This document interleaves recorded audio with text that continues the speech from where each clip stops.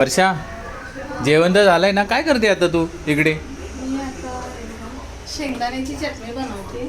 हां मला शिवांशला तर खूप आवडते. हां हां हां हां. आज ना बाजरीची भाकरी केली, अरे वा. त्याच्यासोबत भरली वांगी केलेत. हां ओके. हा, आणि शिवांसाठी मी थोडीशी कमी तिखटाची शेंगदाण्याची चटणी बनवणार आहे. हां तर त्यासाठी मी केलंय, शेंगदाणे भाजून त्याची साल काढून घेतलेली आहे. पूर्ण हां. साल काढून घेतले कारण आपल्याला चटणीचा कलर चांगला येतो. थोडा लसूण सोलून घेतलेला आहे. 1 चमचा तिखट घेतलेला आहे, लाल तिखट. 1 चमचा मीठ घेतलेला आहे आणि 1 चमचा जिरे घेतलेले आहेत. अच्छा. हा मी आपला घरचाच कोल्हापुरी मसाला आहे तो घेतलेला आहे. जर तुम्हाला हवं तर तुम्ही काश्मीरी लाल तिखट घेऊ शकता, म्हणजे त्याने कलर चांगला येतो. पण मी मुलांसाठी मग बनवते. आता तू म्हणून काय करणार आहे? मी आता यामध्ये काय करेन, खलबत्त्यात बनवणार आहे. सगळ्यात आधी मी यामध्ये जिरे घेणार आहे. जिरे आधी थोडे चेचून घ्यायचे, थोडे मी असे दाबून घेतलेले आहे, म्हणजे कसे लवकर जरा हे होतील. त्यानंतर आता मी ह्यात घेणार आहे शेंगदाणे.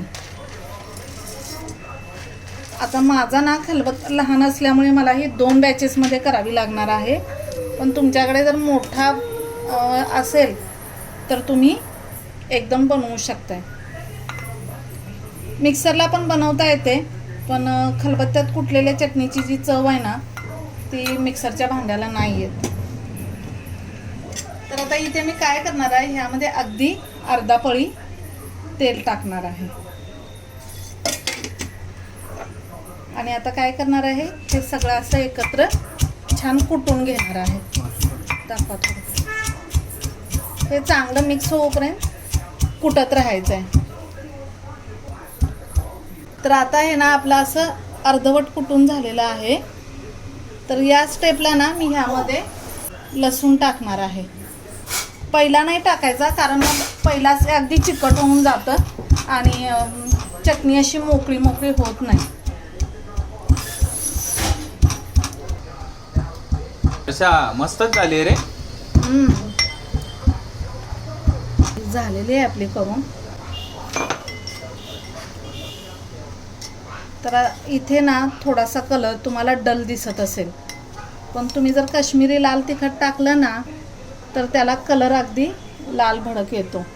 पण आपण घरचंच सगळं साहित्य मसाला वापरला आहे, त्यामुळे ह्याला कलर अगदी फिकट लाल आलेला आहे.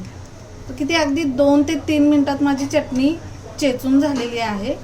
हां, तयारीला थोडा वेळ लागतो. फक्त शेंगदाणे चांगले मंद गॅसवर भाजायचे आणि त्याची थंड झाले की पूर्ण साल काढून घ्यायची. बघा, तयार आहे आपली झटपट शेंगदाण्याची चटणी.